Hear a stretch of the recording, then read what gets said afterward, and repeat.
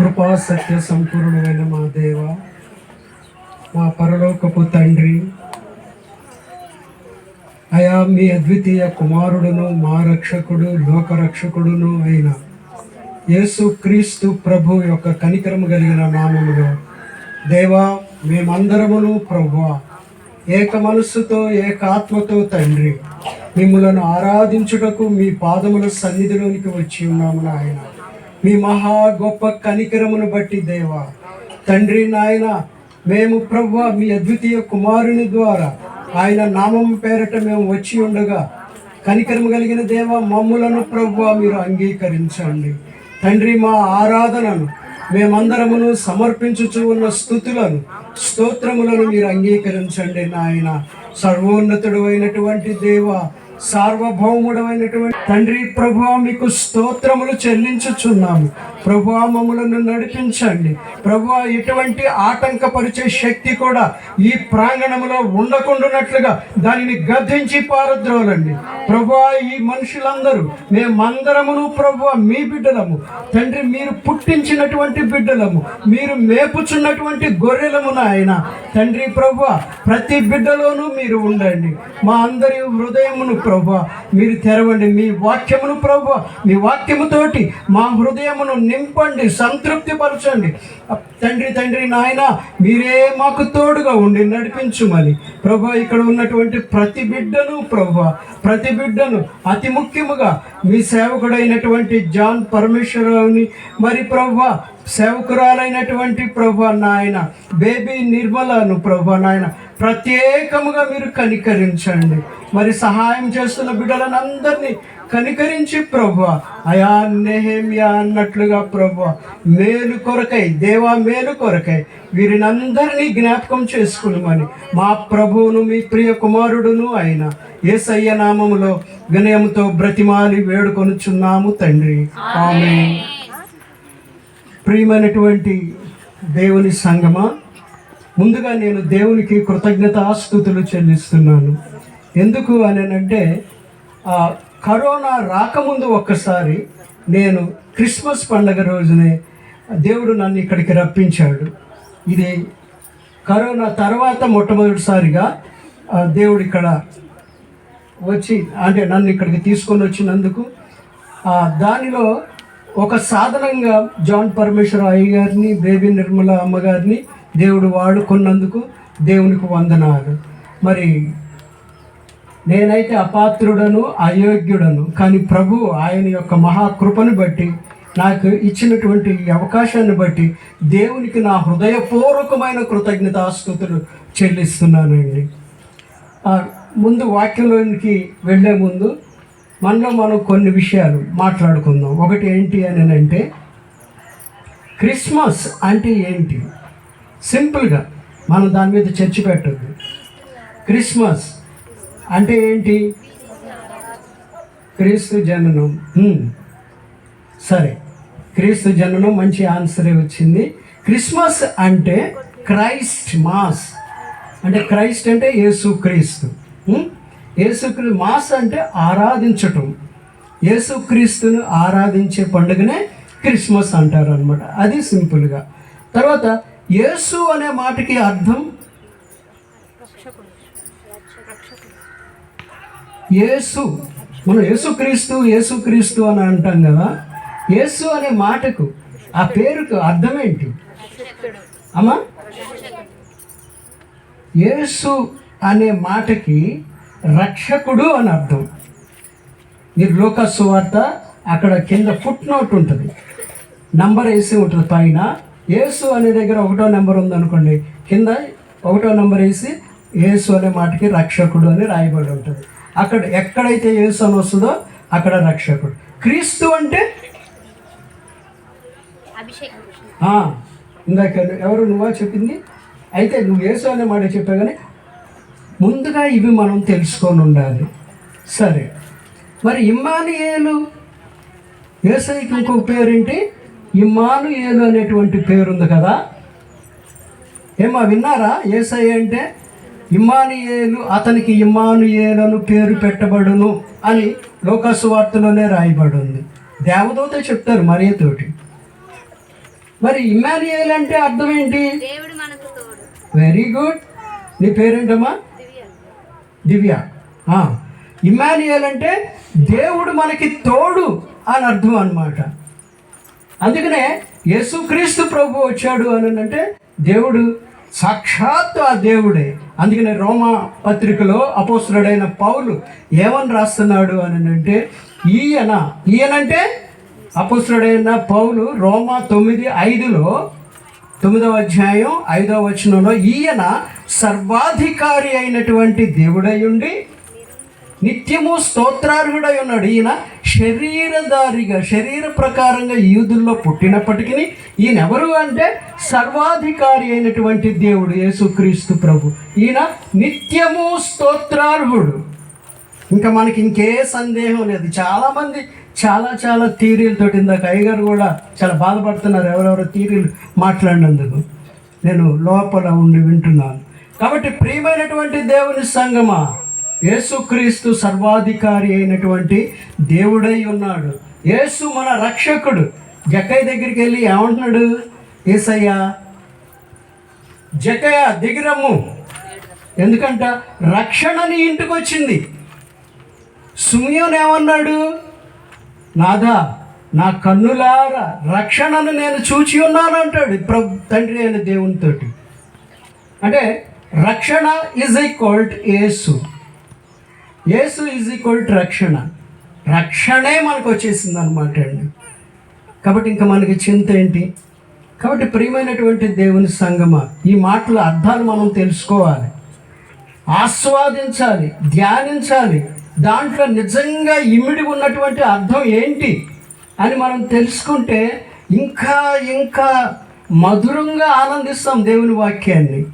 ఉట్టుగా చదవడం కాదు. నేను ఇప్పటికీ బైబిల్ నిఘంటు దగ్గర పెట్టుకుంటాను. ఏదైనా డౌట్ నాకు అర్థం కాకపోతే ఆ వాక్యం, ఆ మాట ఏంటని తిరిగేస్తుంటాను. అందరూ నన్ను ఇంట్లో పుస్తకాలు తప్ప ఏమి లేవు అంటారు. అవును, అయ్యే నాకు ఆదరణ ఇచ్చేవి. నేను దుఃఖంలో ఉన్నప్పుడు దేవుని యొక్క పుస్తకాలు, బైబిలే నా నిజమైన స్నేహితుడు.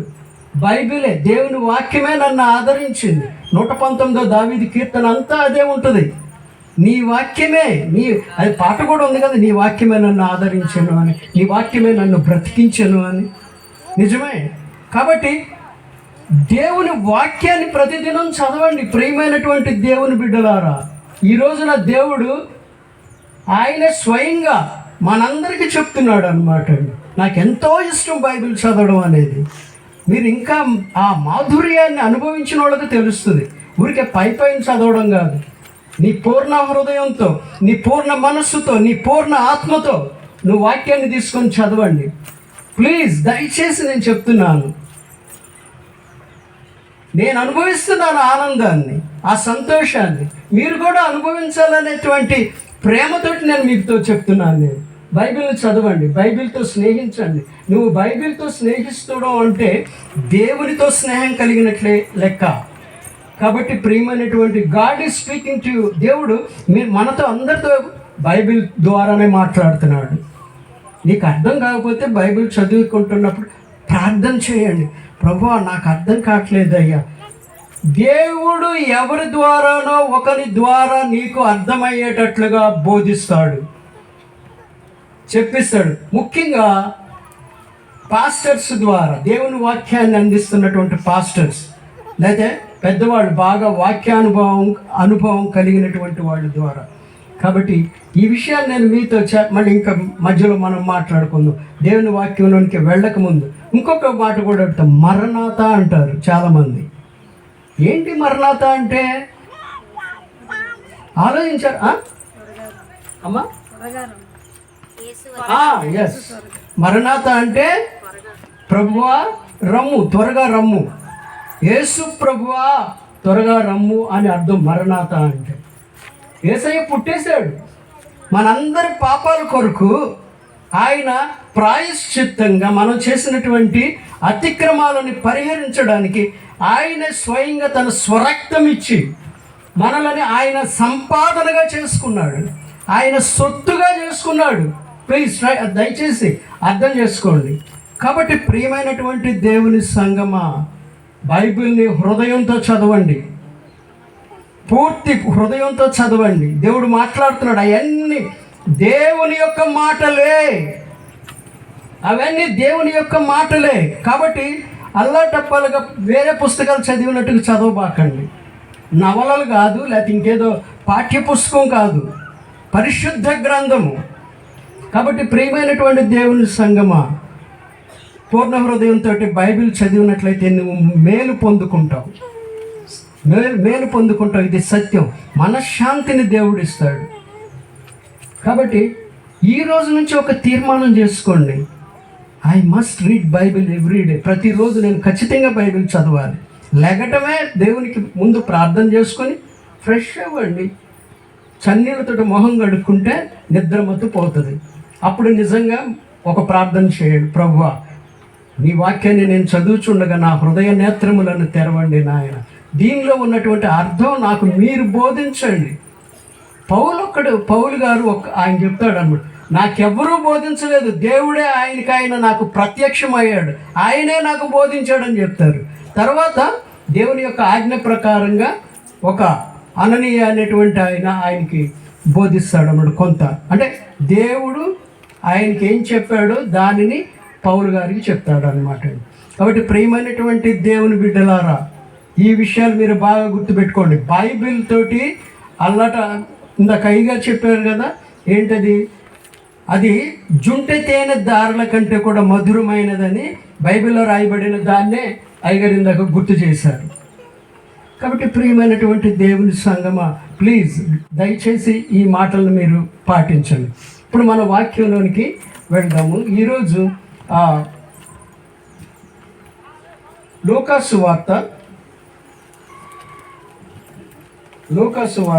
2వ అధ్యాయము, పరిశుద్ధుడైన లూకా రాసినటువంటి సువార్త 2వ అధ్యాయము 8వ వచనం నుండి 14వ వచనం వరకు రాయబడి ఉన్నటువంటి దేవుని వాక్యాన్ని ఎవరైనా చదువుతారా? ఈ మైక్ పనిచేస్తుందండి బాబు, ఆ కింద ఎవరికన్నా చదవమని.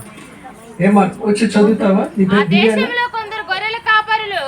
ఆ దేశములు ఆగండమ్మా, ఆ దేశంలో కొందరు గొర్రెల కాపరులు పొలములో ఉండి రాత్రి వేళ తమ మందను కాచుకొని చుండగా ప్రభు దూత వారి యొద్దకు వచ్చి నిలిచెను. ప్రభువు మహిమ వారి చుట్టూ ప్రకాశించినందున వారు మిక్కిలి భయపడిరి అనే మాటని గుర్తుపెట్టుకోండి. భయపడిరి వాడు. తర్వాత అయితే ఆ దూత భయపడుకుడి, ఇదిగో ప్రజలందరికీ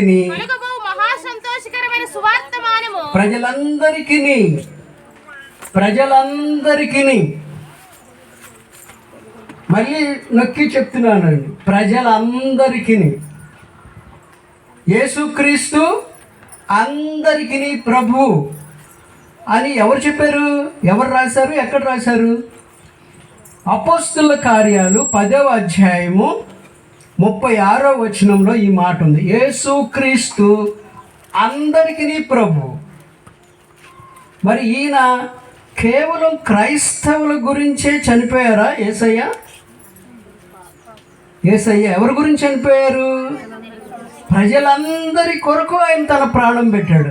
అందుకనే ఆయన ఏమన్నా, ప్రజలందరికీ కలుగబోవు మహా సంతోషకరమైన సువర్తమానము నేను మీకు తెలియజేయుచున్నాను అని ఎవరంటున్నారు? ఎవరంటున్నారు? దేవదూత. Are you following? మీరు ఫాలో అవుతున్నారా? దేవదూత అంటున్నారు. ఈ దేవదూత ఎక్కడి నుంచి వచ్చారు? దేవుని సముఖం నుండి వచ్చారు అన్నమాట అండి. దేవుని సన్నిధి దగ్గర నుండి వచ్చాడు అనమాట. దేవుని వచ్చి ఆయన ఏం చెప్తున్నాడు అని అంటే, దేవుడు చెప్పమన్నదే చెప్తున్నాడు. చెప్పండి తర్వాత. అయితే ఆ దూత దావీదు పట్టణమందు నేడు రక్షకుడు మీ కొరకు పుట్టి ఉన్నాడు. నేడు రక్షకుడు అనే మాటను గుర్తుపెట్టుకోండి.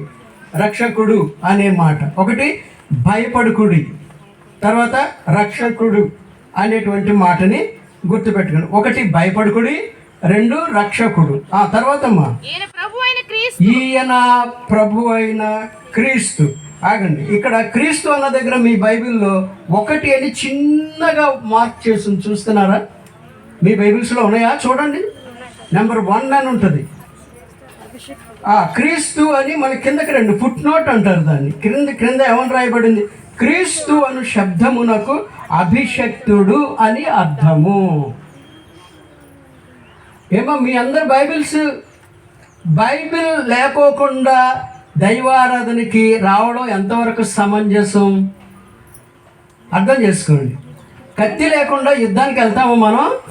వాక్యం ఏంటి? 2 అంచులు గల ఖడ్గము. మరి ఈ వాక్యాన్ని ఎప్పుడు చేత్తో పట్టుకోవాలి. ఎప్పుడు మీరు మందిరానికి వెళ్ళేటప్పుడు కానీ నా బ్యాగ్లో నేను ఏ ప్రయాణం చేసినా నా బ్యాగ్లో ఖచ్చితంగా బైబిల్ ఉంటుంది. ఒకే ఒక్కసారి బైబిల్ లేకుండా నేను బెంగళూరు వెళ్ళా ఆఫీస్ పని మీద.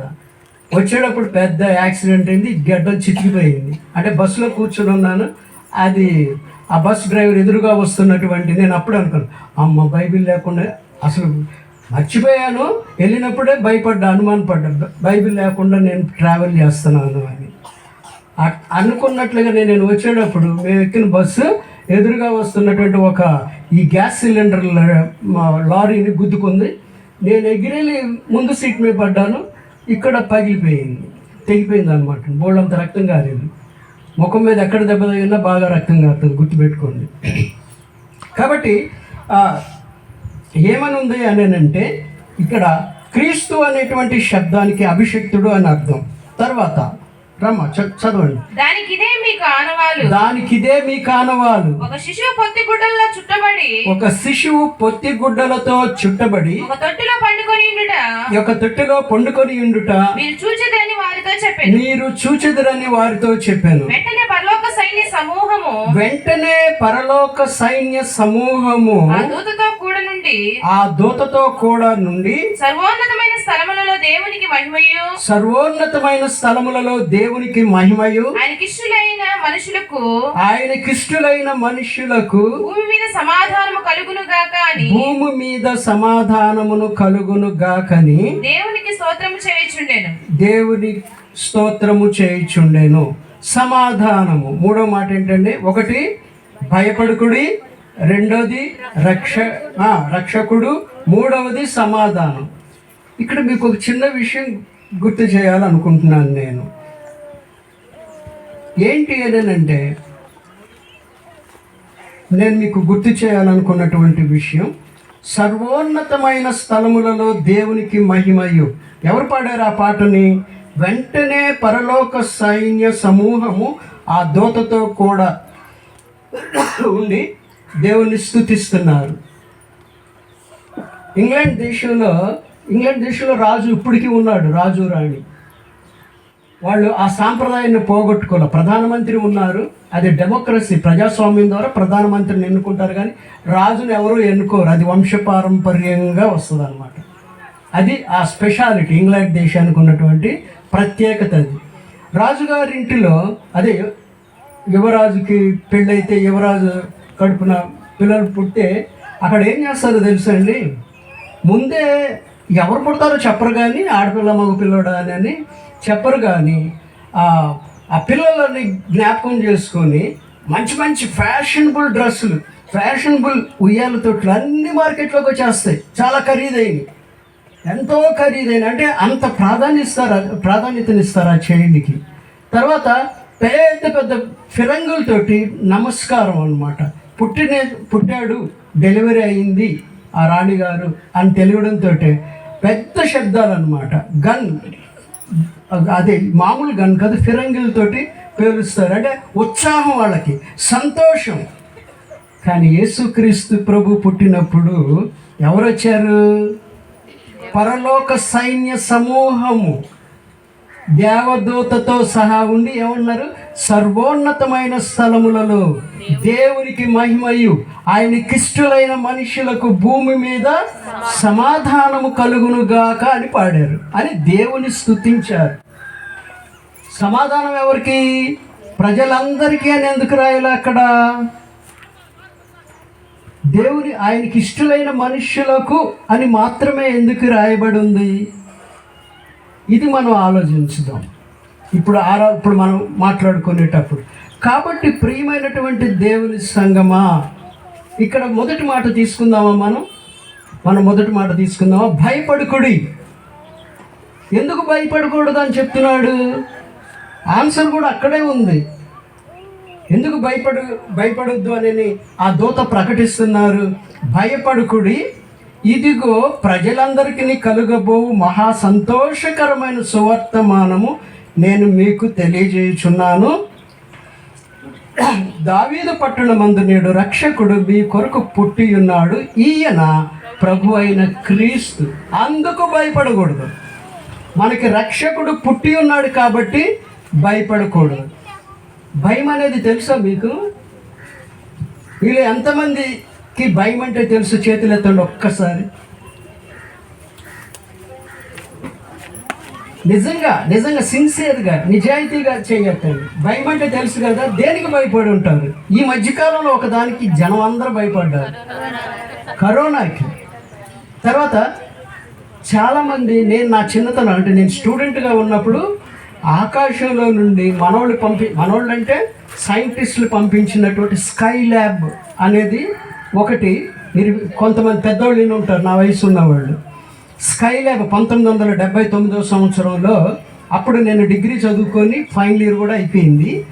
ఆ స్కై ల్యాబ్ ఎక్కడ పడిపోద్దో, ఎంతమంది చచ్చిపోతారో నేను భయపడిపోయేవాళ్ళు. భయపడిపోయి ఏం చేస్తున్నారు? ఉన్న డబ్బులు తోటి మాంసం కూరలు, పలావులు అన్నీ వండేసుకుని, వరే మనమే పడిపోతే చచ్చిపోతాం, నేను చచ్చిపోయే ముందు బాగా తిని చచ్చిపోతామని చాలామంది అనమాట ఆ స్కై ల్యాబ్కి అంత భయపడ్డారు.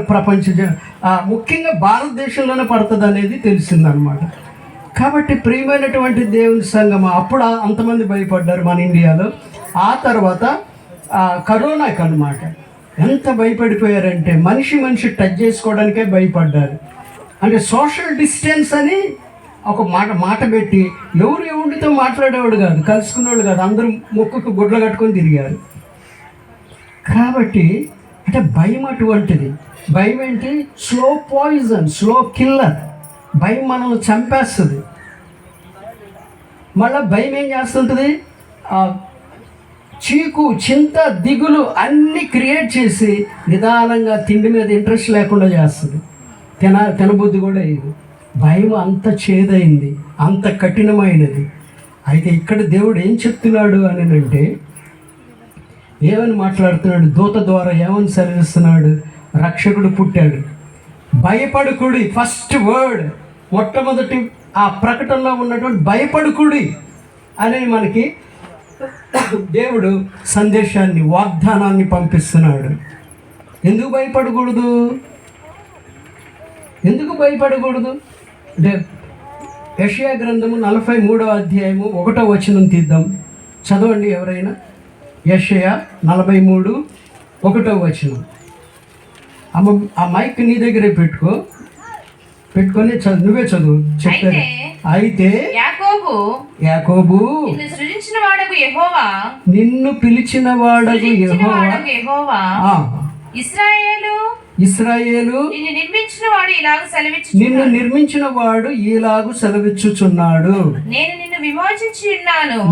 నిన్ను విమోచించి ఉన్నాను, భయపడకుము, పేరు పెట్టి నిన్ను పిలిచి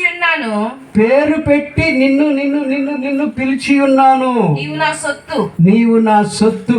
చాలమ్మా, ఏమంటున్నాడు? భయపడకుము, పేరు పెట్టి నిన్ను పిలిచి ఉన్నాను, నువ్వు నా సొత్తు. సొత్తు అంటే అర్థం ఏంటి? ఏమ్మా? సొంతం, నా స్వాస్థ్యం, నా సొంతం. You are my own. నువ్వు నా బిడ్డవి. కాబట్టి భయపడబాక, పేరు పెట్టి నిన్ను పిలిచి ఉన్నాను. నీ పేరు, నా పేరు, అయ్యగారి పేరు, అబ్బాయి పేరు, అందరి పేర్లు దేవునికి తెలుసు. ఈ తల వెంట్రుకలు కూడా ఆయన లెక్క పెట్టాడంట. అరే వీటి లెక్క పెట్టాల్సిన అవసరం ఏంటి? అంతే, నీ మీద అంత కన్సర్న్, నీ మీద అంత ప్రత్యేకమైనటువంటి చూపు ఉన్నది దేవునికి. కాబట్టి ప్రియమైన దేవుని బిడ్డలారా, దేవుడు ఏమంటున్నాడు? పేరు పెట్టి నిన్ను పిలిచి ఉన్నాను, యు ఆర్ మై ఓన్, నువ్వు నా సొత్తు అని దేవుడు చెప్తున్నాడు అండి. అబ్బాయి ఎంత గ్రేట్ అష్యూరెన్స్, ఎంత చక్కని అష్యూరెన్స్ ఇస్తున్నాడు దేవుడు మనకి. మరి ఇంకా భయం ఎందుకు? అయినా భయపడుతున్నాం అంటే ఆయనను మనం విశ్వసించట్లేదు కాబట్టే భయపడుతున్నాం. అందుకని బైబిల్లో ఒక భలే చిన్న వచనమే కానీ చాలా శక్తివంతమైన మాట ఉంది. విశ్వసించువాడు కలవరపడడు, విశ్వసించువాడు కలవరపడడు అని రాయబడి ఉన్నది. నువ్వు కలవరపడుతున్నావు అంటే నీకు విశ్వాసం లేదని అర్థం. కాబట్టి ప్రియులారా, మన మనస్సుని మనం పరీక్షించుకుందాం, పరిశీలించుకుందాం. నేను నిజంగా దేవునిని విశ్వసిస్తున్నానా? నేను విశ్వసిస్తే మరి నాలో ఎందుకు ఈ భయం? ఒకరోజు మార్టిన్ లూథర్, ఆ పెద్ద సంస్కర్త, బైబిల్ గ్రంథాన్ని మన చేతుల్లోకి తీసుకురావడానికి ఆయన పోషించిన పాత్ర, ఇక ఆయన వల్లనే, ఆయన ద్వారానే ఈ బైబిల్ గ్రంథం మన చేతిలోకి వచ్చింది. లేకపోతే ఇది మతాధికారుల చేతుల్లోనే ఉండింది అనమాట. అయితే ఏంటి, ఆయన ఒకరోజు కూర్చొని ఆలోచిస్తున్నాడు అంట. వాళ్ళ భార్య వచ్చింది, ఏంటి ఇట్లా ఆలోచిస్తున్నాడు, నాకు కూడా చెప్పలేదు ఏమి అని. ఏం చేసిందంట, సెక్స్టర్ని పిలిచిందంట. లోపలికి వెళ్ళి ఆమె ఇంట్లోకి వెళ్ళి గదిలోకి వెళ్ళి డ్రెస్ మార్చేసుకుంది, నల్ల గౌని వేసుకొని ఆ సెక్స్టన్ పిలిచి ఏమన్నాడు, సెక్స్టన్ అంటే చర్చి పని చేసే ఒక సహాయకుడు, పిలిచి వెళ్ళి ఆ చర్చి గంటలు 33 గంటలు కొట్టుందంట. 33 గంటలు కొట్టడం అంటే మార్టిన్ లూథర్ అప్పుడు జోక్యం చేసుకుని అన్నారంటే, ఎవరైనా చచ్చిపోయారా ఏంటి అని అన్నాడంట. చచ్చిపోయారు, యేసు ప్రభు చచ్చిపోయాడు అన్నాడు. ఏం మాట్లాడుతున్నావు నువ్వంటే, అవును మరి చచ్చిపోయాడు కాబట్టి నువ్వు ఆలోచిస్తున్నావు, ఆయన సజీవుడు అయితే నువ్వు ఎందుకు అంత దీర్ఘంగా దేని గురించి ఆలోచిస్తున్నావు? వేదనతో ఉన్నావు, నీ ముఖంలో వేదన కనబడుతుంది అనేసరికి అదే సారీ అని చెప్పి నీ భారమంతా యేసై మీద మోపు. ఎందుకు నువ్వు దిగులుగా, చింతగా, భయంగా ఉన్నావు అంటే ఆయనలో విశ్వాసం లేదని గుర్తుపెట్టు, కలవరపడుతున్నాడు దేని కొరకు అని జ్ఞాపకం చేసి, మన యేసయ్య సజీవుడుగా ఉన్నాడు కాబట్టి మనం చింతించకూడదు. ఆయనే చెప్తున్నాడు, నువ్వు చింతించబాక అని చెప్పి. నీకు ఏమేమి అవసరం అవన్నీ దేవుడికి తెలుసు. నీకు ఆహారం కావాలని, బట్టలు కావాలని, కాబట్టి దాని గురించి చింతించబాక, కానీ దేవుని రాజ్యమును నీతిని మొదట వెతుకుడి, తర్వాత అవన్నీ ఇస్తాడు దేవుడే అని సాక్షాత్తు యేసుక్రీస్తు ప్రభువే మనకు తెలియజేశాడు శరీరధారిగా భూమి మీద ఉన్నప్పుడు. కాబట్టి ప్రియమైన దేవుని సంగమా, భయపడబాకండి. రెండో విషయం ఏంటి అని అంటే, నేను ఒక దగ్గర రాసుకున్నాను, ఎప్పుడో రాసుకున్నటువంటి దాన్ని, దేవుని వాక్యమే నాకు అదొక అలవాటు. ఏంటి, యెషయా గ్రంథము 1వ అధ్యాయము 9వ వచనం. యెషయా గ్రంథం యెహోషువ 1వ అధ్యాయము 9వ వచనం. నిబ్బరము కలిగి నేను నీకు ఆజ్ఞాపించుచున్నాను కదా, నిబ్బరము కలిగి ధైర్యంగా ఉండుము. నిబ్బరము కలిగి ధైర్యముగా నుండుము. దిగులు పడకము జడియకము. నీవు నడుచు మార్గం అంతటిలో నీ దేవుడైన యెహోవా నీకు తోడై ఉండును. ఎంత గొప్ప అష్యూరెన్స్, వాగ్దానము, ఎంత మంచి దేవుడు. ఒక్కసారి వాగ్దానం ఇచ్చాడు అంటే జరిగిపోయినట్టేనండి. ఇది బాగా గుర్తుపెట్టుకోండి ప్లీజ్. నేను నమ్ముతున్నాను ఇది. ప్రభువా, నువ్వు ఒక్కసారి వాగ్దానం ఇచ్చావంటే ఇక అది జరిగిపోయినట్టేనయ్యా. ఎంత తృప్తి, నా గుండెల నిండా తృప్తి ఉంటుంది, నా భారం అంతా దిగిపోద్ది. ఇంట్లో ఎవరైనా జ్వరంగా ఉన్నారనుకోండి, ఆ పిల్లలకి దేవుడిచ్చిన వాగ్దానాన్ని గుర్తు చేస్తా. ప్రభువా, నువ్వు ఈ వాగ్దానం ఇచ్చావు కదా, నాకేం పోయినది, ఆ పిల్లకి జ్వరం తగ్గిపోద్ది, అది మామూలుగా నార్మల్గా ఉంటుంది. థ్యాంక్ యూ జీసస్ అని చెప్పేస్తాను అప్పుడు. ఎందుకంటే నువ్వు అబద్ధమాడే దేవుడు కాదు. నువ్వు నిజంగా మాట ఇచ్చావంటే అది నెరవేరినట్లే అని దేవునికి స్తోత్రం చెల్లిస్తాను. ఆయన మాట తప్పని వాడు, ఆయన మాట తప్పనటువంటి వాడు అనమాట అండి. ఆయన ఎన్నడూ కూడా మనల్ని దుఃఖపెట్టి ఆనందపడేటువంటి సాడిస్టిక్ దేవుడు కాదు మన దేవుడు. ఎప్పుడు మన సంతోషాన్నే కోరుకుంటున్నాడు. మనం సంతోషించి ఆనందంగా ఉండి అభివృద్ధి చెందితే ఆయనకి మహిమ కలుగుతుంది. కాబట్టి ప్రియమైన దేవుని సంగమా, డోంట్ బి అఫ్రైడ్. ఎప్పటికి కూడా మీరు భయపడొద్దు, నిబ్బరం కలిగి ధైర్యంగా ఉండండి. యెహోషువ ఒక్కడికే ఈ వాగ్దాన వచనం ఇవ్వట్లేదు, మనందరికీ దేవుడి వాగ్దాన వచనం ఈరోజు మీ హృదయాల్లో పెట్టుకోండి. యెహోషువ 1వ అధ్యాయము 9వ వచనాన్ని మీరు పదే పదే చదువుకోండి. దేవుడు ఒకప్పుడు నాకు ఈ వాగ్దానం ఇచ్చాడు, అదే నేను మీతో షేర్ చేస్తున్నాను. ఏమీ లేదు, బట్ ఏ కొదువ కూడా నాకు లేదు. ఎవ్రీథింగ్ ఆయన ఆ సమయానికి నాకు ప్రొవైడ్ చేశాడు. ఈజ్ ద ప్రొవైడర్, సమకూర్చువాడు, ఇచ్చేటువంటి దేవుడు మన దేవుడు. కాబట్టి ప్రియమైన దేవుని యొక్క సంగమా, దేవుని బిడ్డలారా, దేవుని సొత్తు అయి ఉన్నటువంటి వారులారా, దేవుని యొక్క గొర్రె పిల్లలారా, ఆయన చేత పుట్టించబడినటువంటి వారులారా, ఆయన్ని నమ్మండి, విశ్వసించండి, కలవరపడొద్దు ప్లీజ్. మన కలవరం ఉండకూడదు. క్రైస్తవుడు అనేవాడు నిబ్బరంగా ధైర్యంగా ఉండాలండి. ఎందుకంటే మన దేవుడు అటువంటి దేవుడు, సర్వాంతర్యామి, సర్వశక్తిమంతుడు. హీఈస్ ఎవ్రీవేర్, ప్రతి చోటను ఉన్నాడు ఆయన. అందుకనే నేను ఎక్కడికి పోయినా నువ్వు అక్కడ ఉన్నావయ్యా, నేను రెక్కలు కట్టుకొని పక్షిలాగా ఎగిరిపోదామని అనుకుని వెళ్తా ఉంటే అక్కడ కూడా ఉన్నాడంట ఆయన. 139వ దావీదు కీర్తన చదవండి. నేను పడుకోవడం, నేను లేగడం, నేను నడవడం, మాట నా నాలుకకు రాకముందే నీకు తెలుసు ఆయన అంటాడు దావీదు గారు. అబ్బా, హౌ గ్రేట్ ఫెయిత్! ఎంతగా దావీదు ఆయన్ని రుచి చూశాడండి. కాబట్టి ప్రేమని రుచి చూడడం అనుభవించాడు, ఆయన ప్రేమని, ఆయన శిక్షణ కూడా అనుభవించాడు కింగ్ డేవిడ్. అందుకని ఒక సమయంలో ఏమంటాడు అంటే 3 వార్నింగ్లు ఇస్తాడు దేవుడు ప్రవక్త ద్వారా. ఇచ్చినప్పుడు ఆ 3 వార్నింగ్లలో ఏది కావాలో కోరుకో అంటే, నేను యెహోవా దేవుని చేతిలో పడడమే నాకు మంచిది అంటాడు. ఎందుకంటే ఆయన వాత్సల్యత కలిగిన దేవుడు అని ఆయన అంటాడు. కాబట్టి వాత్సల్యత కలిగిన దేవుడు నన్ను ఎంత మోతాదులో శిక్షని నేను భరించగలను అంతే శిక్షిస్తాడు. కాబట్టి నేను ఇంకొకటి కోరుకోవడం కంటే ఆయన చేతిలో పడడమే మంచిది అంటాడు. కాబట్టి భయపడొద్దు మై డియర్ దేవుని బిడ్డలారా, దేవుని నా ప్రియమైనటువంటి మనందరూ సహోదరులము. కాబట్టి నమ్మాలి, నమ్మడం కాదు. There is no other way. ఇంకా వేరే మార్గం ఏమీ లేదు, మనం దేవుణ్ణి నమ్మాల్సింది. ఇంకొక వచనం చూద్దాం మనం, దేవుడు మనతో ఏం మాట్లాడుతున్నాడు అనేది. ఇది యెహోషువకి ఎప్పుడు ఇచ్చాడంటే, మోషే చనిపోయిన తర్వాత లీడర్షిప్ అంతా కూడా దేవుడు మోషే చెప్తాడు ఈ నాయకత్వాన్ని, అంటే వీళ్ళందరినీ కూడా కనాన్ దేశంలోనికి నడిపించేటువంటి బాధ్యత అంతా కూడా ఎవరికి అప్పచెప్తావు అంటే, నువ్వు యెహోషువకు అప్పచెప్పు అని మోషే ద్వారా దేవుడు యెహోషువకు చెప్తాడు అన్నమాట. అప్పుడు యెహోషువతో యెహోషువ భయపడుతున్నాడు, కంగారు, అమ్మో ఇంత పెద్ద జనాంగాన్ని నేను ఎట్లా నడిపించగలను? అప్పటికే 6 లక్షల మంది కాల్బలం ఉన్నారండి, ఎట్లా అని ఆయన కంగారు పడతా ఉన్న సమయంలో అప్పుడు నిబ్బరము కలిగి ధైర్యముగా ఉండుమని దేవుడు పలుకుతా ఉన్నాడు, చెప్తా ఉన్నాడు. ఎవరికి? ఈ యెహోషువకి.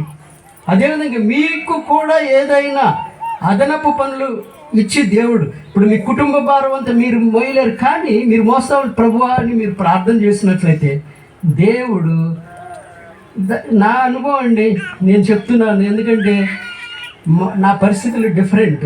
నేను ఇప్పుడు అవన్నీ ఇక్కడ చెప్పడానికి సమయం కూడా లేదు, కానీ నాకు ఒకే ఒక కూతురు, కానీ దేవుడు నేను సెటిల్ చేయాల, మై గాడ్ సెటిల్డ్ హర్. ఆమెని నా దేవుడు, నేను ఏ దేవుడిని అయితే ప్రార్థించానో, ఏ దేవుడిని అయితే వేడుకున్నానో, నేను ప్రార్థించిన దానికంటే ఆయన కృప ఉత్తమమైనది, ఆయన కృప ఆకాశం కంటే ఎత్తైనది, ఆయన కృప జీవం కంటే ఉత్తమమైనది. ఆ కృపతోటి ఆ బిడ్డను ఆశీర్వదించాడు. ప్రభు, నువ్వు ఆ బిడ్డను ఆశీర్వదిస్తే నన్ను ఆశీర్వదించినట్లేనయ్యా. ఆమె ఉన్నతమైన స్థితిలో ఉంటే నేనున్నట్లేనా ఆయన. కాబట్టి ప్లీజ్ నాయన నేను దేవుణ్ణి మొర్ర పెట్టుకునేవాడిని, ఇప్పటికీ వేడుకుంటున్నాను. కాబట్టి ప్రియమైన బిడ్డలాదు, మీరు కూడా మీ పిల్లల కొరకు మీరు ఆ విధంగా ప్రార్థన చేయండి.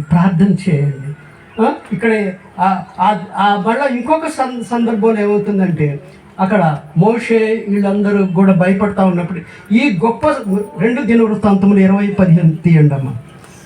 దినవృత్తాంతములు 2వ గ్రంథము 20వ అధ్యాయం 15వ వచనం.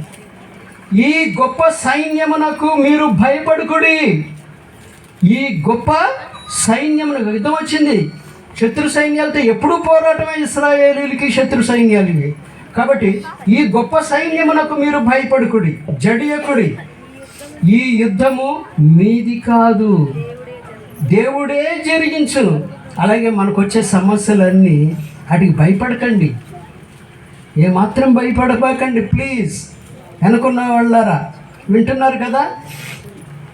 సమస్యలకు భయపడొద్దు. ఒక పాస్టర్ గారు అంటాడు అనమాట, సమస్యని నీ కళ్ళతో నువ్వు చూస్తే నీకు భయమే, కానీ దేవుని కళ్ళతో చూడు, దేవుని కళ్ళతో చూడు, అది ఆఫ్టర్ ఆల్ చాలా అతి చిన్నది. అట్లా నువ్వు ఆలోచించాలి, కానీ నీ కళ్ళతో నువ్వు చూస్తే నిజమే భయమే.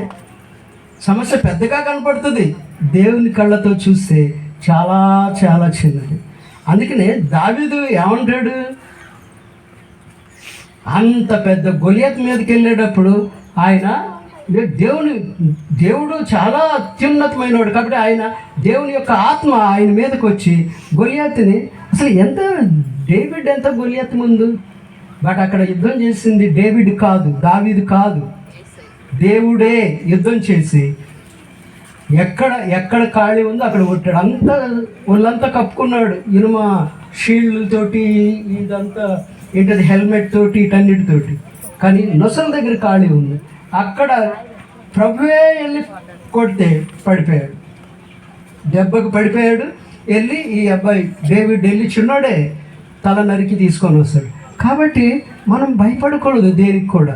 ప్రభు చెప్తున్నాడు, ఈ దినమున ప్రియమైనటువంటి దేవుని సంగమా, మనం అందరం కూడా దేవుడు చెప్పినట్లుగా దేవుడు మనకి ఈరోజు అష్యూరెన్స్ వాగ్దానం ఇస్తున్నాడు. ఏంటంటే భయపడబాకండి, రక్షకుడు మన కొరకు పుట్టి ఉన్నాడు. ఏ సమస్య అయినా ఆయన పాదాల దగ్గరికి తీసుకురండి, మీకు గొప్ప విజయం దేవుడు ఇస్తాడు. విశ్వసించండి, కలవరపడొద్దు. నిజంగా అసలు మీకు దేవునికి పర్సనల్ కాంటాక్ట్ ఉంటే మీరు ఎంతో ధైర్యంగా ఉంటారు, ఎంతో బలంగా ఉంటారు. మీ ముఖమే వేరుగా ఉంటుంది, మీరే వేరుగా ఉంటారు. Personal contact, the real contact, నిజాయితీతో కూడినటువంటి సంబంధం ఉండాలి. ప్రార్థన యథార్థంగా చేయాలి, నిజాయితీతో చేయాలి. దేవుడు చేసిన ఒక్కొక్క మేలు నేను తలుసుకుంటే ఒక్కొక్క రోజు కూర్చొని ఒంటరిగా ఉన్నప్పుడు అసలు నేను ఏ పాటి వాడను, దేవుడు నా మీద ఇంత కనికరం చూపించడానికి. దుఃఖం వస్తుంది, కృతజ్ఞతలు స్తుతులు చెల్లిస్తూ ఉంటుండే, కన్నీరు కారిపోతూ ఉంటుంది. ప్రభువా అయ్యా నీకు నిజంగా స్తోత్రాలు నాయన, నా హృదయంతో స్తుతులు చెల్లిస్తున్నాను నాయన, ఎన్ని మేళ్ళు చేసావయ్యా. ఒకప్పటి నా స్థితి ఏంటి, లేకపోతే నా కూతురు పరిస్థితి ఏంటి, మా అమ్మాయి చావు బతుకుల్లో ఉన్నది 7వ తరగతి చదివినప్పుడు. ప్రభువే ఆ బిడ్డని రక్షించి కాపాడి ఈరోజు నా తెలంగాణ గవర్నమెంట్లో ఆమె గెస్టెడ్ officer, agriculture officer, senior officer అయింది. కాబట్టి అది నేను ఇప్పుడు నాదేమీ లేదు, నా ఉద్యోగం కూడా ఒక ప్రైవేట్ అంటే చర్చ్ ఓరియంటెడ్ సంస్థలోనే పనిచేశాను, కానీ my salary was very very little, దేనికి పనికిరాదు అది. కానీ దేవుడే ఆ బిడ్డకి తోడుగా ఉన్నాడు. కానీ దేవుడిచ్చిన వాగ్దానాలు ఎత్తిపట్టి ప్రార్థన చేసేవాడు. యెషయా గ్రంథం 54వ అధ్యాయం 10వ వచనం ఏంటి అంటే, యెషయా గ్రంథం 54వ అధ్యాయం 10వ వచనం, పర్వతములు తొలగినను, మెట్టలు తత్తరిల్లినను, నా కృప నిన్ను విడిచిపోదు, సమాధాన విషయమైన నా నిబంధన నిన్ను తొలగిపోదు అని నీ మీద జాలిపడుచున్న యెహోవా సెలవిచ్చుచున్నాడు అనేటువంటి వాగ్దానాన్ని దేవుడు ఆ బిడ్డకి ఇచ్చాడు. అదే వాగ్దానాన్ని ఎత్తిపెట్టి ప్రార్థన చేశాం. ఆమెకి ఈ లివర్కి సైకిల్ మీద పడి లివర్కి ఇంజురీ అయింది, అప్పుడే చచ్చిపోద్దాం అనుకున్నాం అనమాట. అప్పుడు 7వ తరగతి చదువుతా ఉంది.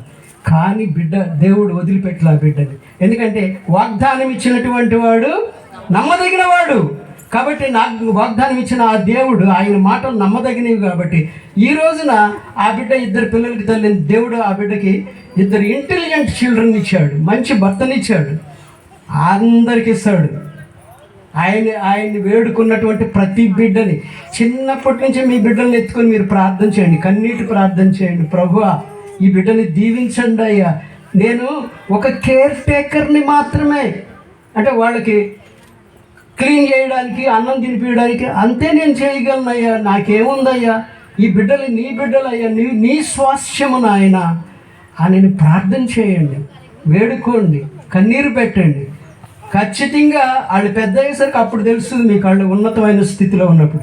నీ ప్రార్థనలే వాళ్ళకి రక్షణ ప్రాకారాలు. తల్లి ప్రార్థన, తండ్రి ప్రార్థనే వాళ్ళకి రక్షణ. నిజంగా ప్రార్థన చేయండి, లిప్స్తో కాదు, లిప్స్ తోటి కాదు. ప్రార్థన చేస్తున్నవారు మోకాళ్ళ మీద ఉండి పెదాలు కదులుతూ ఉంటాయి, దేవుడితో మాట్లాడుతూ ఉంటారు, కానీ మనసంతా కూడా అక్కడ స్టవ్ కట్టేసానా లేదా, లేకపోతే ఇంకోటి ఆ పని చేసానా లేదా, లేకపోతే ఇంకోటి అప్లోడ్ ఈరోజు వచ్చి బెదిరిస్తాడేమో, ఇటుంటుంది మనసు. కానీ లిప్స్, పెదాలు మాత్రం కదులుతూ ఉంటాయి. కొంతమంది, అందరినీ నేను అనడం లేదు, కొంతమంది మాత్రం కన్నీరు కార్చి హృదయాన్ని కృమ్మరిస్తున్నారు. ఎలాగంటే హన్నా కృమ్మరించినట్లుగా. అవన్నీ విజయవంతమైన ప్రార్థనలు. దేవునితో నిజాయితీగా ఉండండి. కాబట్టి ప్రియమైనటువంటి దేవుని బిడ్డలారా, మనం భయపడకూడదు దేనికి కూడా. కాబట్టి ఈ విషయాన్ని మీరు మీ హృదయంలో ఆదికాండం 26, 23, 24 వచనాల్లో ఏమనుందంటే, నేను నీకు తోడై ఉన్నాను కనుక భయపడకుము అనే వాగ్దానం ఉన్నది. భయపడకుము, నేను నీ దేవుడునై ఉన్నాను. యెషయా 41, 9, 10 వచనాలు చదవండి. ఈ విధంగా కాబట్టి దేవుడు మనకు తోడుగా ఉంటే మనం ఎందుకు భయపడాలి? ఆయన మనకు తోడు కదా. అదే కదా ఆయన పేరేంటి, ఇమ్మాన్యుయేల్ అనేటువంటి పేరు, ఆ నామం ఆయనది. కాబట్టి ప్రియమైనటువంటి దేవుని బిడ్డలారా, మనం భయపడకూడదు. దేవుడు మనకున్నాడు, మనకి తోడు. ఇంకొక విషయం ఏంటంటే, ఆయన ఎవరైనా భయపడ్డారు అంటే ఇందాక చెప్పాను కదండి, వారికి నిజంగా దేవుని యందు విశ్వాసం లేదని అర్థం. కాబట్టి ఈ రోజున మనల్ని మనం పరీక్షించుకుందాం. ప్రభువా, నేను భయపడుతున్నాను అని అంటే నీ మీద నాకు నిజంగా విశ్వాసం లేదు. యేసుక్రీస్తు ప్రభు ఒక దగ్గర ఏమంటాడు అని అంటే, నేను ప్రార్థన చేసుకుంటున్నాను. ఒక రోజున మా అమ్మాయి హాస్పిటల్ ఉంది, నిమ్స్ హాస్పిటల్లో. ఆ రోజున నేను బాగా ప్రార్థన చేస్తుంటే మార్కు సువార్త నాకు ఇచ్చినటువంటి వాగ్దానం, దేవుడు నాకు ఇచ్చినటువంటి వాగ్దానం, భయపడకము, నమ్మిక మాత్రము ఉంచుము, 5వ అధ్యాయంలో ఉంటుంది అనమాట అండి అది. కాబట్టి అది ఎత్తి పట్టుకొని బాగా ప్రార్థన చేసి నేను చాలా మార్కు 5:36 ఒకసారి చూడండి. 5:36, భయపడకుము, నమ్మిక మాత్రం ఉంచుమని సమాజ మందిరపు అధికారి యొక్క కూతురు చనిపోయింది, ఇంకెందుకు అని అన్నప్పుడు, అదే ఆ బిడ్డ అంటే అమ్మాయి, ఆయన సమాజ మందిరపు అధికారి అని వేరే వాళ్ళు వచ్చి చెప్తారు, నీ కూతురు చనిపోయింది అయ్యా అని. అప్పుడు ప్రభు అంటాడు, భయపడబాక, నమ్మిక మాత్రం ఉంచు అని సాక్షాత్ యేసుక్రీస్తు ప్రభు చెప్పాడు. ఈ వాక్యం నన్ను ఎంతగానో బలపరిచింది. ఎందుకంటే నా బిడ్డ అక్కడ హాస్పిటల్లో ఉంది, నేను ఒక లాడ్జ్లో ఉన్నాను, ఉండి ప్రార్థన చేస్తూ ఉన్నాను అన్నమాట. ఈ వాక్యం ఎప్పుడైతే నాకు వచ్చిందో, దేవుడే సాక్షాత్తుగా నాతో మాట్లాడాడు అనేటువంటి ధైర్యం నాకు వచ్చింది. ఆ తర్వాత ఆ బిడ్డకి సంపూర్ణమైన స్వస్థతని దేవుడు ఇచ్చాడు. అందరికీ, అడిగిన వారికి అందరికీ, వేడుకున్న వారికి అందరికీ దేవుడు స్వస్థతనిచ్చాడు. భయపడబాక. Oh my God, children are, దేవుని యొక్క బిడ్డలారా, కొంతమంది పిల్లలు పిచ్చోళ్ళు అయిపోయి ఆత్మహత్యలు కూడా చేసుకున్నారు భయానికి. నో, చేసుకోవాల్సిన అవసరం లేదు. ఈ ప్రాణం నీది కాదు, నువ్వు నీ సొత్తువు కాదు, దేవుని యొక్క సొత్తువి. అయ్యో, తాత్కాలికంగా ఎందుకు నువ్వు భయపడతావు? He's ready to help you. నీకు సహాయం చేయడానికి ఆయన సిద్ధంగా ఉన్నాడు. దయచేసి ఆలోచనలు మానేసేయండి. బైబిల్ తీసి చదవండి. బైబిల్ ద్వారా దేవుడు మాట్లాడతాడు. ఎవరు బెదిరించినా, ఎవరు ఏం చేసినా, అప్లోడ్ బెదిరించినా, దేనికైనా సరే, my God will take care of me. నా దేవుడు నా గురించి జాగ్రత్త తీసుకుంటాడు. కాబట్టి ఈ రోజున మీలో ఎవ్వరు కూడా భయపడవద్దు. దేవునికి మొర్ర పెట్టండి, అడగండి. ఆయన 2 చేతులు చాపి నీ కోసం ఎదురు చూస్తున్నాడు. రండి నా పిల్లలారా, రక్షింప నేరక ఉండునట్లు ఆయన హస్తములు కూర్చుగా లేవు. నాట్ షార్ట్ హ్యాండ్స్, చిన్న చేతులు కాదు ఆయన చేతులతో అంట. ప్రకటన గ్రంథంలో ఏమని రాయబడి ఉంది? ఆయన కుడి చేత 7 నక్షత్రాలను పట్టుకున్నాడు అంట ఆయన. అంత బలీయమైన హస్తాలు. He's always ready to help. తర్వాత ఇట్లా ఆకాశం నుండి చేయి పట్టుకొని ఆయన లేవనెత్తి మనల్ని మంచి స్థలంలో నిలబెట్టగలడు. ఏమైనా చేయగలడు. దేవునికి అసాధ్యమైంది ఏదైనా ఉందా? కాబట్టి నమ్మండి, ప్లీజ్ నమ్మండి, విశ్వసించండి. ప్రియమైన దేవుని బిడ్డలారా, ఈ మాట మీరు మీ హృదయంలో పెట్టుకోండి. తర్వాత రెండో మాట ఏంటంటే రక్షకుడు అని చదువుకున్నాం కదా, ఒకసారి చూద్దామా, కొన్ని వచనాలే చూద్దాం. ఎందుకంటే దీని గురించి మనం ఎప్పటి నుంచో అనుకుంటున్నాం. జక్కయ్య ఏమన్నాడు? నేడు నీ ఇంటికి రక్షణ వచ్చింది అన్నాడు. సుమియోన్ ఏమన్నాడు? నాదా నీ రక్షణను నేను నా కన్నులారా చూశానంటే ఆ రక్షణ ఎవరు అంటే యేసుక్రీస్తు ప్రభువే. మరి ప్రకటన గ్రంథంలోకి వెళ్దాం ఒకసారి. 5వ అధ్యాయము, ప్రకటన గ్రంథం 5వ అధ్యాయము 9-10 వచనాలు ఒకసారి చూద్దామా. ప్రకటన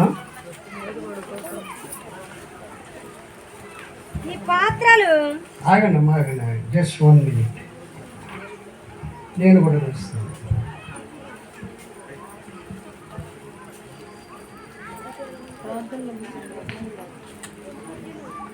ప్రకటన గ్రంథము 5వ అధ్యాయము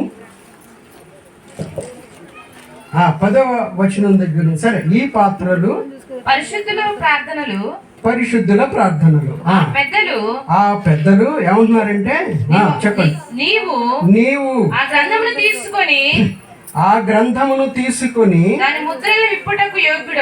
నీవు అంటే ఎవరిని ఉద్దేశించి మాట్లాడారు ఆ మాట? నీవు అంటే యేసు ప్రభు అని. యేసు ప్రభు, నువ్వు ఆ గ్రంథమును తీసుకొని దాని ముద్రలను విప్పుటకు యోగ్యుడవు. నీవు వధింపబడిన వాడవై రక్తమిచ్చి ప్రతి వంశములోను ఆయా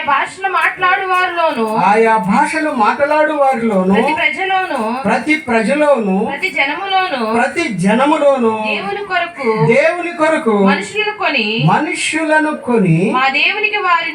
మా దేవునికి వారిని ఒక రాజ్యముగాను యాజకులుగాను చేసితివి. చాలమ్మా. అంటే ఎవరి రక్తం ఇచ్చాడు దేవుడు? ఎవరి రక్తం ఇచ్చాడు? యేసుక్రీస్తు ప్రభు యొక్క రక్తాన్ని ఇచ్చి ఎవరి కొరకు? ప్రతి వంశములోను ప్రతి ప్రజలోను ప్రతి జనములోను ఆయన మనల్ని సంపాదించి ఎవరికి ఇచ్చాడు? తండ్రి అని దేవునికి ఇచ్చాడు అన్నమాట. ఎందుకని? రక్తం ఇస్తేనే జరుగుద్ది అది దేవునికి ఇవ్వడం అనేది. రక్తం ఇస్తేనేనా? రక్తం ఇస్తేనే. హెబ్రీ తీయండి, హెబ్రీ పత్రిక. అపోస్తలుడైన పౌలు హెబ్రీలకు రాసిన పత్రిక ఒకసారి తెద్దాము. ఏమి రాయబడి ఉన్నదో అక్కడ ఒకసారి మనం చూద్దాం. హెబ్రీ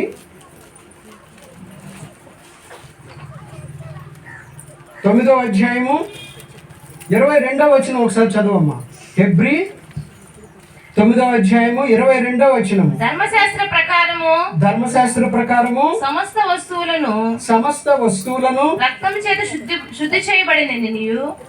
చేత శుద్ధి చేయబడిననియు రక్తము చిందింపకుండా పాపక్షమాపణ కలుగదనియు సామాన్యముగా చెప్పవచ్చు. వినండి, రక్తము చిందింపకుండా పాపక్షమాపణ కలుగదని సామాన్యంగా చెప్పవచ్చు.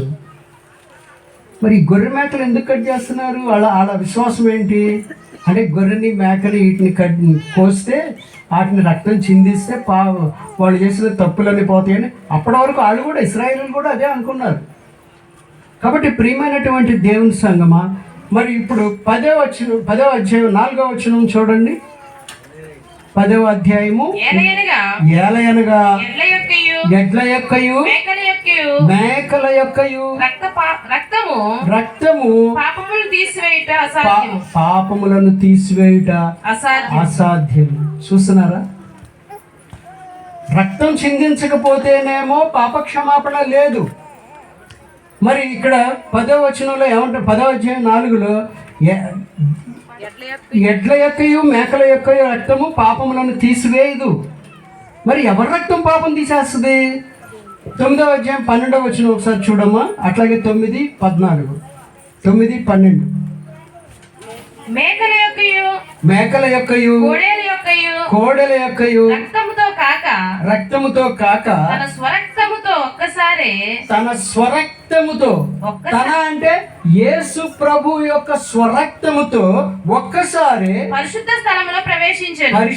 స్థలములో ప్రవేశించాను. ఇచ్చినండి మా ఫ్రెండ్ ఒక ఆయన, అతను థియాలజీ చదివినట్లున్నాడు. ఏమంటాడు అని అంటే, యేసు ప్రభు తన శరీరం అనేటువంటి పాత్రలో, ఈ శరీరం అనేటువంటి పాత్రగా వర్ణిస్తాడు, పాత్రలో ఆయన పరిశుద్ధమైన రక్తాన్ని పట్టుకొని ఏమన్నాడంట, రక్తం కారుతుంది ఆయనకి, దెబ్బలు కొట్టిన దెబ్బలకి సిలువ మీద నుండి మేకుల్లో నుంచి ఆ రక్తం కారుతా ఉందన్నమాట. అప్పుడు అంటున్నాడు అన్నమాట, తండ్రి, ఆ రక్తాన్ని ఇలా పట్టుకొని, తండ్రి వీరందరూ ఏమి చేస్తున్నారో వీరికి తెలియదు, నేను అందుకని ముందే చెప్తాడు ప్రభు, నా రక్తము వలన నా మాంసము వలన మీకు పాపక్షమాపణ కలుగుతుంది, అందుకే నేను ఇక్కడికి వచ్చాను అని. ది లాస్ట్ సప్పర్, ప్రభురాత్రి భోజనం కాబట్టి అని ఆయన ఆకాశంలో వైపు తలెత్తి దేవునికి మొర్ర పెడతాడు, తండ్రి వీరేమి చేయించున్నారు వీరెరుగురు. యాజకుడు అంతకుముందు ప్రజలందరి తరఫున ఆయన ఏం చేసేవాడు అని అంటే, పశువుల యొక్క రక్తాన్ని గిన్నెలో తీసుకొని వెళ్ళి పరిశుద్ధ స్థలంలోకి వెళ్ళి ప్రోక్షించేవాడు అనమాట, ఇలా చిందించేవాడు. అయితే ఇక్కడ ప్రభు ఆయన తన స్వరక్తం ఇచ్చి మనలని సంపాదించి తండ్రి అయిన దేవునికి ఒక రాజ్యముగాను ఆయన యాజకులుగాను చేసి దేవునికి ఇస్తాడు. ఇది ఆయన చేసినటువంటి, ఆ విధంగా మనకు రక్షణ కలిగింది. ఇంకో 9:14 వచనం చూడమ్మా. 14 వచనంలో ఏముందో, నిత్యుడగు ఆత్మ ద్వారా తన్ను తాను దేవునికి నిర్దోషిగా అర్పించుకొనిన క్రీస్తు యొక్క రక్తము నిర్జీవ క్రియలు విడిచి జీవము గల దేవుని సేవించుటకు మీ మనస్సాక్షిని ఎంతో శుద్ధి చేయను. ఇక్కడ ఇంకొక వచనం చూద్దాం. యోహాను సువార్త 10వ అధ్యాయం 15వ వచనంలో ఏమనుందో చూడండి ఒకసారి. యోహాను సువార్త, పరిశుద్ధుడైన యోహాను రాసిన సువార్త 10వ అధ్యాయము 15వ వచనం ప్లీజ్ ఒక్కసారి చూడండి. తండ్రి నన్ను ఎలాగూ ఎరుగునో నేను తండ్రిని ఎలాగును ఎరుగుదునో అలాగే నేను నా గొర్రెలను ఎరుగుదును నా గొర్రెలు నన్ను ఎరుగును మరియు గొర్రెల కొరకు నా ప్రాణమును పెట్టుచున్నాను. యోహాను మార్కు సువార్త 10:45 ఏమనుందంటే, అనేకులకు ప్రతిగా విమోచన క్రయధనముగా తన ప్రాణమును ఇచ్చుటకు వచ్చిన నేను యేసయ్య. తర్వాత మార్కు సువార్త 14:24 అనేకుల కొరకు చిందించబడుచున్న నా రక్తము అంటాడు యేసయ్య. కాబట్టి ప్రియమైనటువంటి దేవుని సంగమా, నువ్వు రక్షించబడాలంటే ఏమని రాస్తున్నాడంటే, రోమాపత్రిక 10వ అధ్యాయం 9వ వచనంలో, యేసు ప్రభు అని నీ నోటితో ఒప్పుకొని దేవుడు మృతుల్లో నుండి ఆయనను లేపెనని ఒప్పుకొని విశ్వసించువాడు రక్షించబడును. 10:13లో ఏమనుంది, ప్రభు నామమును బట్టి ప్రార్థించువాడు రక్షింపబడు. కాబట్టి ప్రేమంగా నీకు రక్షణ కావాలంటే ప్రభు నామంలో ప్రార్థించు, యేసును విశ్వసించు. ఆయన ఆల్రెడీ తన ప్రాణాన్ని మన కొరకు ఇచ్చాడు. చివరిగా నాకు ఇచ్చిన టైం అయిపోయింది. ఒక 5 నిమిషాల్లో నేను ముగిస్తున్నానండి. మూడవది ఏంటంటే, మనం సమాధానం. ఈ సమాధానం ఎవరికి ఇస్తున్నాడు దేవుడు? ఏమనుంది అక్కడ, ఆయనకిష్టులైన మనుష్యులకు. లోకాసు వార్త 2వ అధ్యాయము ఒకసారి చూడండి, చదవండి మీద చదివింది 14వ వచనంలోన. వెంటనే పరలోక సైన్య సమూహము ఆ దూతతో కూడా నుండి సర్వోన్నతమైన స్థలములలో దేవునికి మహిమయు ఆయనకిష్టులైన మనుషులకు భూమి మీద ఇక్కడ ఆయనకిష్టులైన మనుషులు అనే మాట వాడబడింది. ఎవరు ఆయనకిష్టులు? అందరికీ సమాధానం కాదు. ఎవరు ఆయనకి ఇష్టడు? అది మనం ప్రశ్నించుకోవాలి. మనం సామెతల గ్రంథం 12:22లో సత్యవర్తనులు ఆయనకి ఇష్టలు అని వ్రాయబడింది. ఎవరైనా రాసుకోండి మీరు.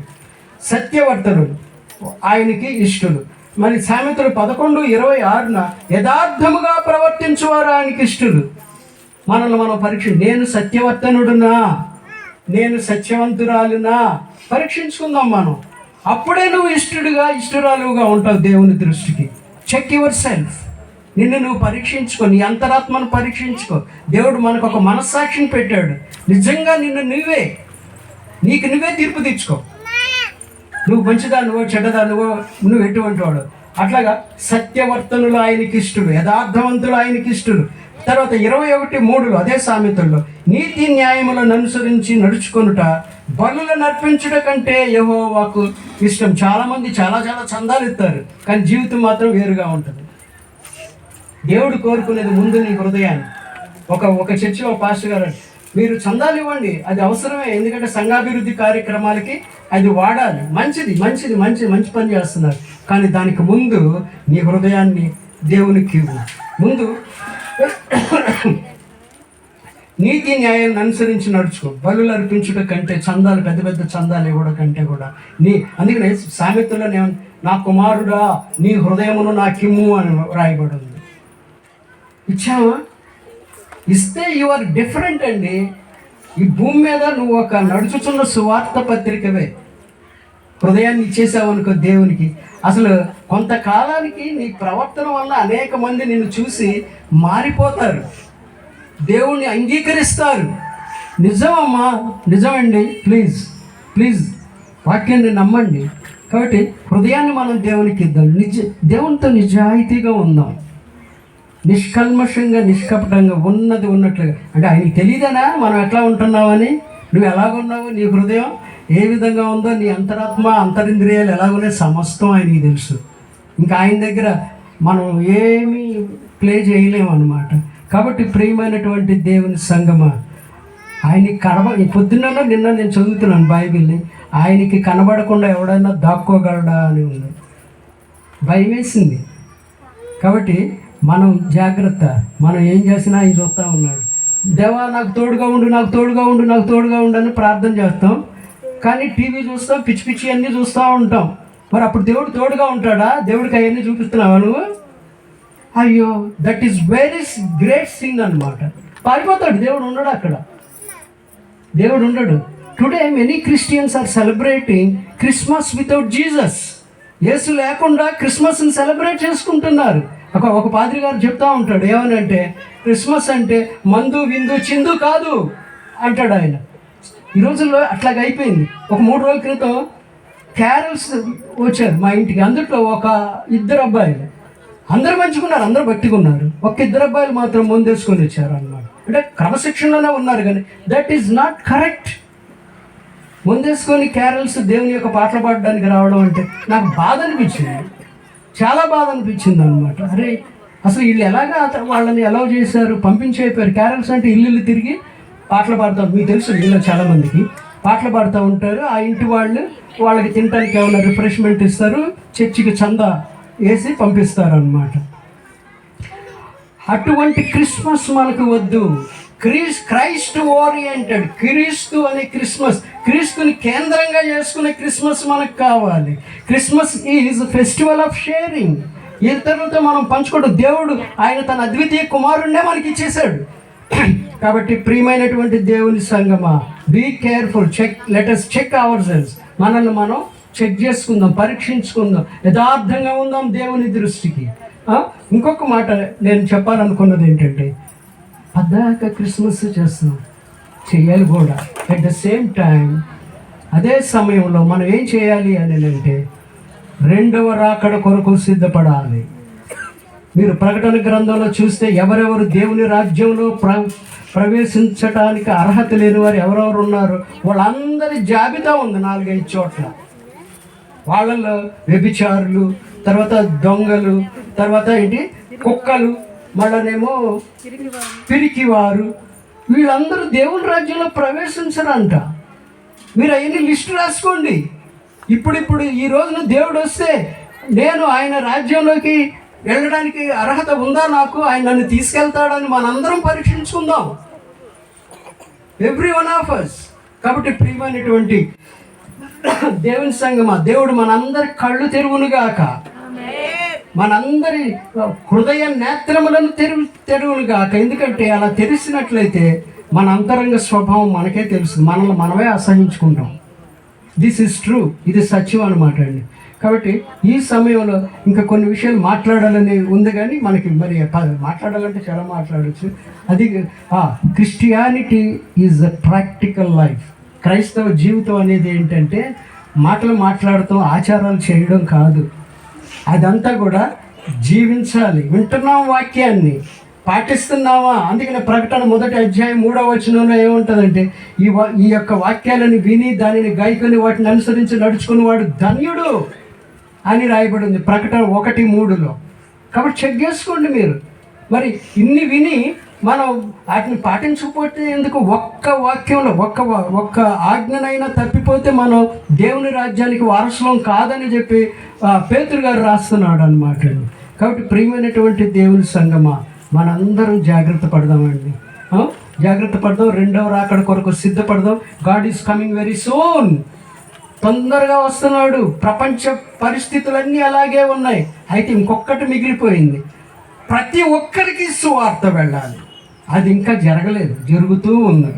ఆ సువార్త వెళ్ళినప్పుడే అప్పుడు దేవుని రాకడ వచ్చేస్తుంది అనమాట. ఇంకొక విషయం ఏంటి అంటే ఒక పాస్టర్ గారు అంటాడు, ఒక మారుమూల అడవి ప్రాంతానికి వెళ్ళిన కోకోకోలా బాటిల్ కనపడిందంట. అక్కడ కోకోకోలా గురించి వాళ్ళు చెప్తున్నారంట, అంటే కూల్ డ్రింక్ గురించి. క్రీస్తు ప్రభు గురించి అడిగితే అసలు ఎవరూ చెప్పలేకపోయారండి. అంటే క్రీస్తు ప్రభు యొక్క సువర్తమానం కంటే కూడా కోకోకోలా లేకపోతే ఈ డ్రింకులు, ఈ వ్యాపార ప్రకటనలన్నీ అడవిలో ఉన్నవాడికి కూడా తెలిసిపోయింది. కానీ దేవుని యొక్క మాటలు కానీ దేవుని సువార్త కానీ అక్కడికి వెళ్ళట్లా. అందుకు నువ్వు నేను కష్టపడాల్సి ఉంది. We are sleeping Christians. మనం నిద్రమత్తులమై ఉన్నటువంటి క్రిస్టియన్స్ అనమాట. We are not at all working. అందుకనే భారతదేశంలోనే క్రైస్తవ్యం సరైన రీతిలో వ్యాప్తి చెందలేదు. ఇంకా చిన్న చిన్న దేశాల్లో ఆ దేశాలే క్రైస్తవ దేశాలు అయిపోయినాయి. మనల్ని మన అంతరంగాన్ని పరీక్ష, what am I doing for my Christ? నా క్రీస్తు కొరకు నేను ఏం చేస్తున్నాను? నేను నిజంగా క్రీస్తు కొరకు ఏమైనా ఇస్తున్నాను? ఆయన నా కొరకు సిలువలో ఆయన ప్రాణాన్నే సమర్పించాడు. దేవుడే అంటున్నాడు, I have done this much for you. నీ కొరకు నేను ఇంత చేశాను. మేకులు ఉన్నాయి ఈ చేతులకి, సిలువ రక్తం కారుతా, మేకుల నుంచి రక్తం కాదు. What have you done for me? నా కొరకు నువ్వేం చేసావు అని ప్రభు మనందరిని ఈరోజు అడుగుతున్నాడు. ఇదంతా ఒక ఆయన ఆర్ట్ వేసి రాశాడు కింద స్లోగన్ ఇది, I have done this much for you, what have you done for me అని రాస్తే అది అత్యంత సుందరమైన పటంగా చాలా గొప్ప బహుమానం, పెద్ద ఆర్టిస్ట్గా బహుమానం ఇచ్చారు. ఈ చేతులకిను ఈ సిలువ వేసిన దానికి ఒక్కదానికే కాదు, ఆ మాటలకి నేను నీ కొరకు ఇంత చేశాను కదా. ఈ క్రిస్మస్ రోజు తీర్మానం చేసుకో, you give your life to Jesus. యేసుక్రీస్తు ప్రభుకి నీ జీవితాన్ని సమర్పించుకో, నిజంగా సమర్పించుకో.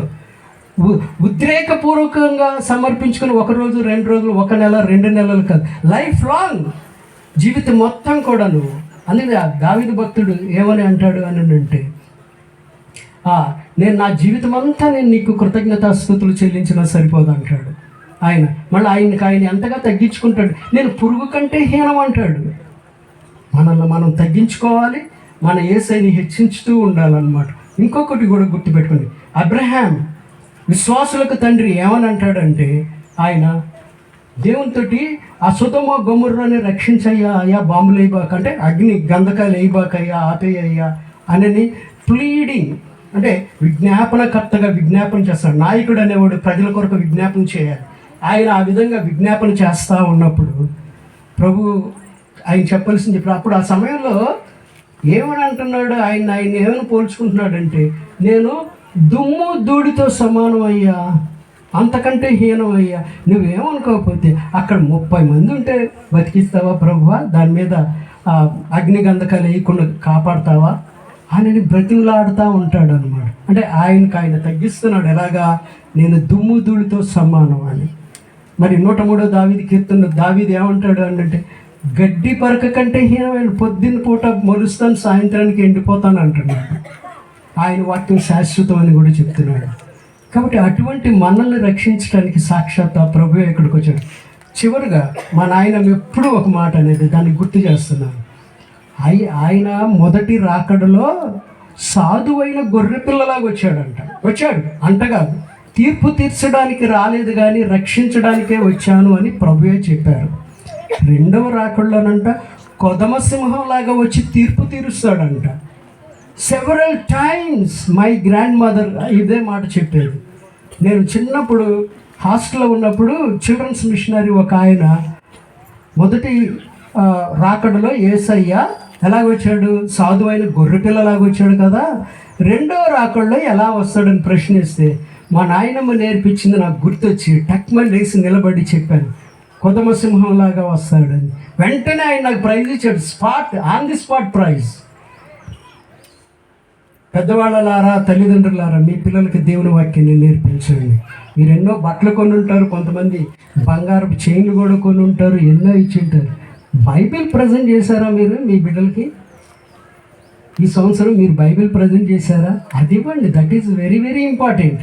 కాబట్టి నేను ఇంకెక్కువ సమయం తీసుకుని కైండ్లీ అయ్యగారు క్షమించండి, నేను కొంచెం సమయం ఎక్కువ తీసుకున్నాను. దేవుడు ఆయన తన ఆత్మ ద్వారా నన్ను నడిపించి మీ అందరికీ ఈ కొద్ది మాటలు మీతో పంచుకోవాలని నన్ను ఇక్కడికి పంపించినందుకు నేను దేవునికి నా హృదయపూర్వకమైన కృతజ్ఞతాస్తుతులు చెల్లించుచున్నాను. సమస్తమైన ఘనత, మహిమ, ప్రభావములు, కృతజ్ఞతాస్తుతి ఆయన నామమునికే చెందునుగాక. ఆయన వర్తమాన భూత భవిష్యత్ కాలములో ఉన్నటువంటి నిరంతరము ఉన్నటువంటి దేవుడు. ఎల్లప్పుడూ మనందరం ఆయన స్తుతిద్దాం. చిన్న ప్రార్థన చేసుకుని ముగించుకున్నాం. కృపా సత్య సంపూర్ణుడైన మా యేసయ్య మీకు వందనాలు ప్రభువా. మీరు మాతో ఉన్నారు నాయన. అయా మీ ప్రజలు, మేమందరం మీ ప్రజలు, మీ నామము పెట్టబడినటువంటి వారము నాయన. నిజంగా మేము ధన్యులం ప్రభువా నాయన. ఎందుకంటే నాయన యెహోవా దేవుడుగా గల జనులు ధన్యులు అని ప్రభువా నాయన వాక్యమందు రాయబడి ఉన్నది ప్రభువా నాయన. అయా అవును ప్రభువా, మీ పేరు మీ నామమును ధరించి ఉన్నాము నాయన. మమ్మలను కనికరించండి. ఇక్కడ ఉన్న ప్రతి బిడ్డ ప్రభువా మీ చేతిలో ఒక బలమైన సాధనముగా వాడబడినట్లుగా దేవా తండ్రి మీ పరిశుద్ధాత్మ అభిషేకము ఇక్కడ ఉన్నటువంటి చిన్నపిల్లలు మొదలుకొని ముసలి వారి వరకు ప్రతి ఒక్కరి మీద మీ పరిశుద్ధాత్మను కుమ్మరించండి దేవా. ప్లీజ్ నాయన, I'm pleading with you on behalf of this people నాయన తండ్రి. వీరందరి తరఫున యేసు రక్షక ప్లీజ్ కనికరించండి నాయన. కనికరం కలిగిన దేవుడు నాయన. మీరు కనికరమునే కోరుకునే దేవుడు, బలిని కోరుకునేవాడు కాదు నాయన. ఏ ఒక్క ఆత్మ కూడా ఈ రోజున ఈ వాక్యము ఎంతమంది చెవిలో అయితే పడిందో ప్రభువా వారందరూ రక్షింపబడినట్లుగా మీ కృపను కుమ్మరించండి నాయన. అందరినీ మీ నిత్యరాజ్యములకు వారసులుగా చేసుకోమని తండ్రి ప్రతి ఒక్కరిని ప్రభు అందరికీ ప్రభు అయిన యేసుక్రీస్తు నాయన కనికరించుమని ప్రభువా తండ్రి అయిన దేవ యేసయ్య నామమును మిమ్ములను వినయంతో బ్రతిమాలి వేడుకొంచున్నాము తండ్రి. ఆమేన్, ఆమేన్, ఆమేన్.